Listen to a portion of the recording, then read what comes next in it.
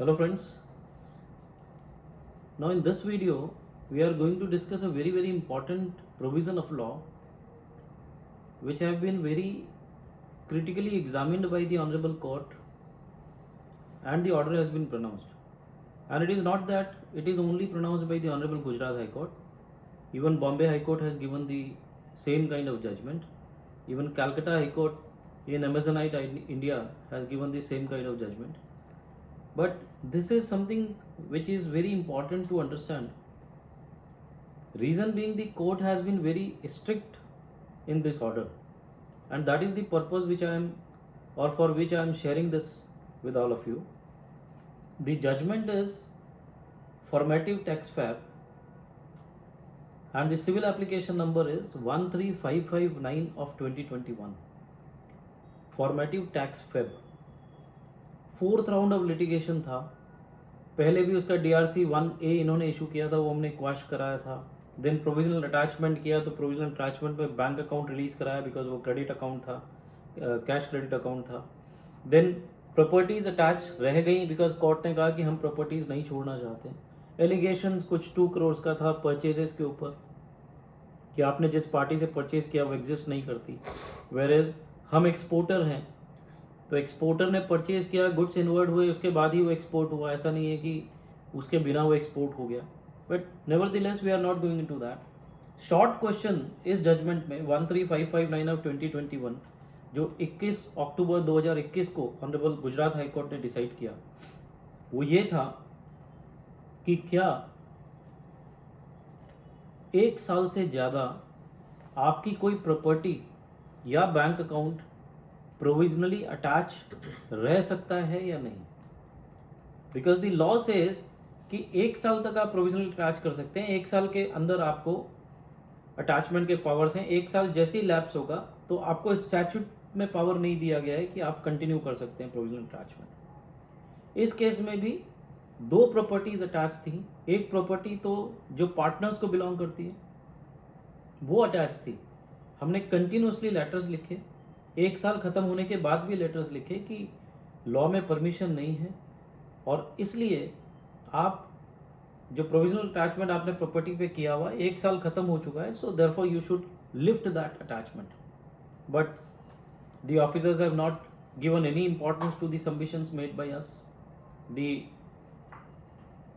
representations that we have done were absolutely ignored by the officers, so therefore the petitioner had no option but to approach the honorable court. तो वो once again he has approached the honorable court, जहाँ पे उन्होंने वो सारे provisions को दिखाया. Fortunately I would say, या क्या word use करूँ I don't understand, but जैसे ही मैं petition, अभी ऐसा हो गया है कि जब हम petition move कर देते हैं तो गवर्नमेंट ऑफिशियल्स भी वो जो पावर्स हैं जो उन्होंने मिसयूज की हुई होती हैं उसको सुधार लेते हैं, या वो जो जैसे इस केस में अटैचमेंट था तो अटैचमेंट को लिफ्ट कर देते हैं. So the same was done by the officers in this case also, and they are doing this because अब कॉज ही नहीं रहा. आपका अटैचमेंट ही जब लिफ्ट हो गया तो now there is no cause, तो आप उस पिटिशन को कंटिन्यू ही नहीं कर पाएंगे. जब कंटिन्यू नहीं कर पाएंगे तो there will be only one option, that you will have to withdraw this petition. So what I have done is, and what we have done is, in this,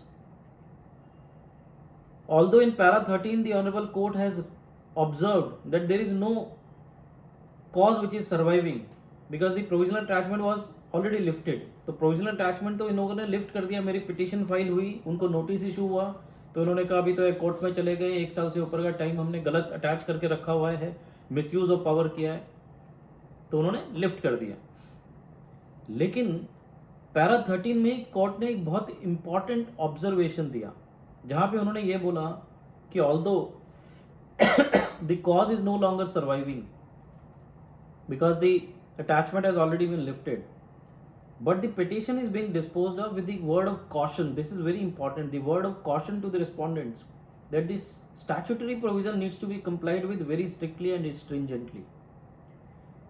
Friends, ये observation बहुत important observation है, because honourable Gujarat high court ने इस observation से एक चीज clear कर दी है कि अगर स्टैट्यूटरी प्रोविजन आपको बोलता है कि आपको 1 साल में तक रख सकते हो, 1 साल के बाद आपको उसको नहीं रखने का पावर है, so you will have to follow that, you will have to comply with that very very strictly and stringently.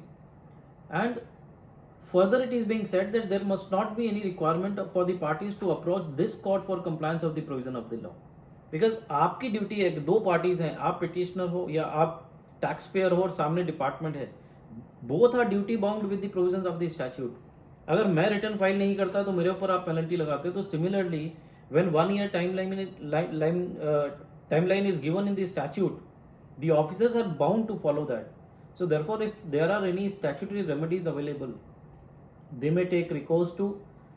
However, the state cannot insist on continuing with something which is impermissible with the law, because सामने वाले का ये submission था कि इनका order भले ही पास हो गया है, 1 साल भले ही निकल गया है, बट हमें ये अप्रीहेंशन है कि ये जो इनकी लाइबिलिटीज हैं वो हमको रिकवर करनी है, एंड देयरफॉर हम इसको कंटिन्यू करना चाहते हैं. तो court has clearly said that state cannot be permitted to do that.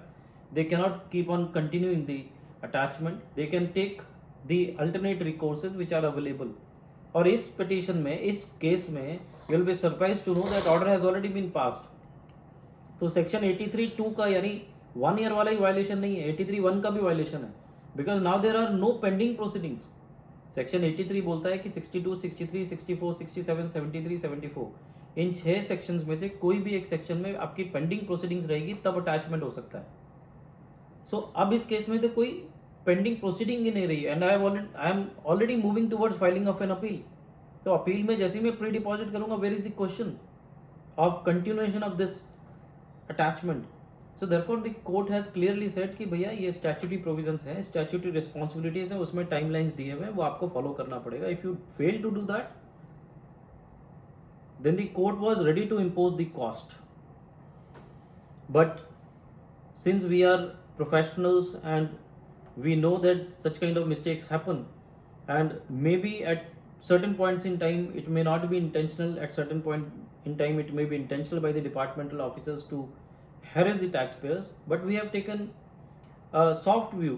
और para 14 अगर आप देखेंगे तो court has clearly written, despite repeated inquiries from the petitioner, learned advocate for the petitioner chooses not to insist for any amount of cost. This shows court was very much inclined to impose the cost on the officer who has not followed the, or who has not complied with the strict guidelines or statutory provisions. But we have requested not to impose the cost on the officer, and therefore the cost was not imposed. But para 14 में clearly लिखा है, the court has resisted in imposing cost because of the learned advocate saying no in this matter, which otherwise is a fit case requiring imposition of the cost. So friends, the purpose of sharing this video was two folds. One, that 1 year के ऊपर आपका कोई भी provisional attachment continue नहीं हो सकता. The officers are duty bound to follow the strict provisions and comply with the same strictly and stringently. Number 1. Number 2, कि ऐसे इंस्टेंसेस में you can also press before the court to impose the cost on the officers who are not complying with the provisions of the law. Now एक और question मैं इसी के साथ address कर देता हूं कि because we are very clearly seeing the violation not only from the provisional attachment aspect but also from the blocking of credit rule 86 capital A. वहां पे भी सेम प्रोविजन है, आप ब्लॉक कर सकते हो लेकिन 1 साल तक, 1 साल के बाद आपको ब्लॉक हटाना पड़ेगा. But we have seen in many of the cases, rather I have also moved certain petitions before the honourable Gujarat high court. In many of the cases 1 साल के बाद भी रूल 86 कैपिटल ए में जो 1 साल का टाइम है उसके बाद भी वो ब्लॉकिंग को कंटिन्यू किया जा रहा है. तो मेरा ऐसा मानना है कि even this law which has been pronounced in this court, in this order by the honourable court, जो मैंने अभी आपको बताया फॉर्मेटिव टैक्स फेब 13559 ऑफ 2021, ये लॉ 86 कैपिटल ए में भी स्क्वायरली एप्लीकेबल होगा, because again the statutory provision says 1 year, so you can keep the blocked credit for 1 year. Over and above 1 year you will have to unblock the electronic credit ledger of the taxpayer.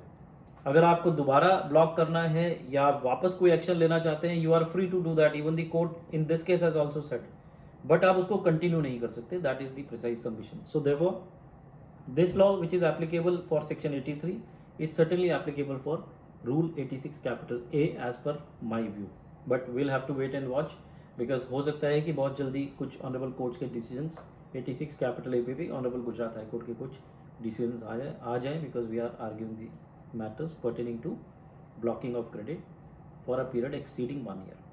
With this friends, I hope that this video will be useful to all the taxpayers who are facing the issues of provisional attachment for a period of more than 1 year. This law will certainly help them, and parallel laws are also there by Bombay High Court, Calcutta High Court. Multiple courts have said कि अगर 1 साल का time limit है तो आप उससे ज़्यादा continue नहीं कर सकते. So I hope this will help each one of you. Once again, I am thankful for the patience hearing and the opportunity that you are giving to me to share my views openly and boldly before all of you. Thank you friends. Thank you very much.